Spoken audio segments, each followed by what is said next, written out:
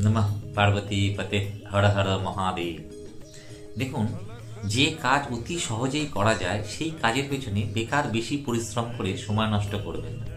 একবার স্বামীজি একটা নদীর পাড়ে দাঁড়িয়ে আছে। এমন সময় একটা লোক এসে বললেন যে, স্বামীজি দাঁড়িয়ে আছেন কেন? আপনি এত বড় সাধু, নদীটা তো পার হয়ে যেতে পারে। তা উনি বললেন যে, না, আমি কি করে পার হবো নৌকা ছাড়া? তা এই লোকটা দেখালো যে উনি নদীর উপর দিয়ে দিব্যি হাঁটলো, হেঁটে আবার ফিরে আসলো। বললে, দেখলেন আমি এটা কত সহজেই করতে পারলাম। তখন স্বামীজি একটা নৌকা আসার পরে বললে, চলো নৌকাতে উঠো। তো নৌকাতে উঠলো, ওঠার পরে স্বামীজি 50 পয়সা দিল এবং নদীটা পার হয়ে গেল। নেবে ওই পাশে লোকটাকে বলল যে, দেখুন আপনি এটা অভ্যাসটা কত বছর ধরে করছেন? বলছে 15 বছর ধরে।